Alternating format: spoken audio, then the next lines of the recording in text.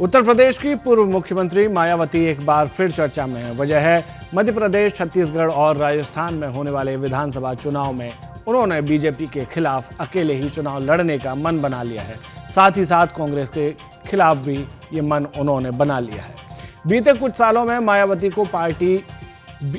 की party BSP ने अपना दबदबा खोया है, लेकिन मायावती के तेवर इन राज्यों में वही पुराने दिखाई पड़ते हैं। तेवर वाली बात हम इसलिए भी कह रहे हैं क्योंकि तीनों ही राज्यों में मायावती का गणित बहुत अच्छा तो नहीं रहा, पर खराब भी नहीं कह सकते हैं।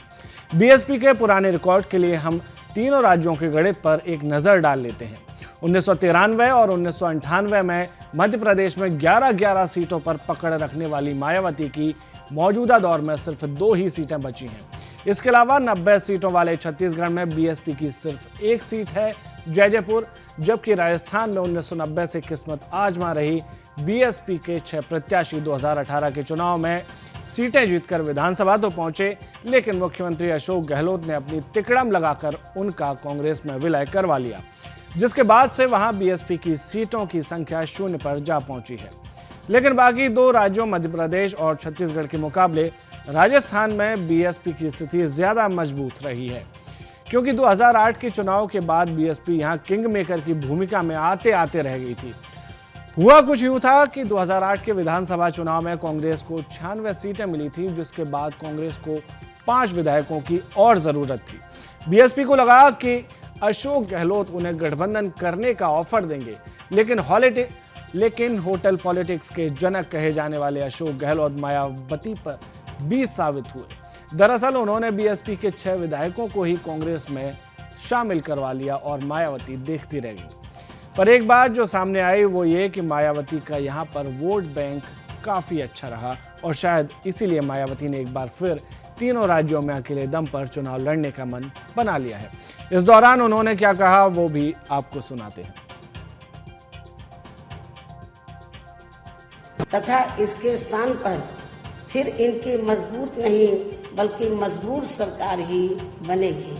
हमारी पार्टी का ये पूरा प्रयास होना चाहिए ताकि बीएसपी के सत्ता में न आने की स्थिति में भी इन कमजोर वर्गों का यानी कि दबे कुचले लोगों का ये लोग ज्यादा शोषण ना कर सके।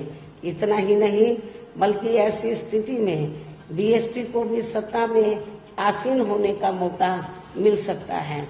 और जब तक हम लोग अकेले अपने बलबूते पर खड़े नहीं हो पाते हैं, इसलिए इन सब बातों को ध्यान में रखकर अब बीएसपी को लोकसभा चुनाव में व इससे पहले राजस्थान, मध्य प्रदेश, छत्तीसगढ़ व तेलंगाना आदि राज्यों में होने वाले विधानसभा चुनाव में भी अकेले ही चुनाव लड़कर अपनी पार्टी का बेहतर रिजल्ट लाना होगा।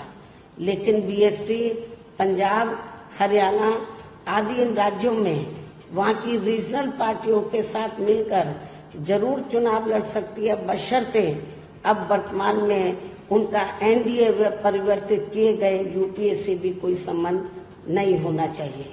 इसके साथ ही पार्टी के लोगों को हर स्तर पर सत्ताधारी गठबंधन व विपक्षी गठबंधन के सभी साम दाम दंड भेद आदि हथकंडों से भी जरूर सावधान रहना है।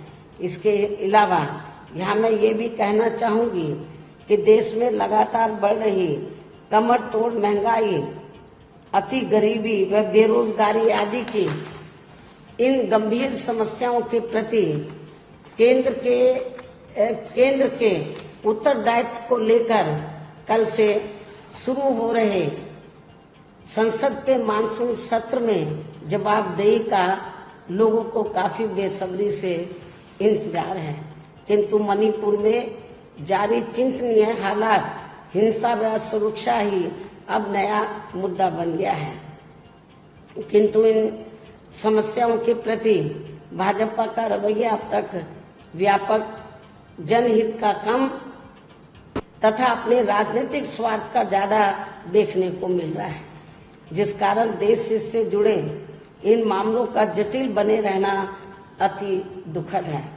जबकि देश की प्रगति लोगों की उन्नति में ही निहित है, जिस पर पूरा ध्यान केंद्रित करने की भी सख्त जरूरत है। और अब लोकसभा चुनाव से पहले संसद में सरकार व विपक्ष का रवैया तकरार, आरोप प्रत्यारोप व जिम्मेदारी से भागने का नहीं, बल्कि इन ज्वलंत जन समस्याओं को दूर करने संबंधी समाधान का होना चाहिए।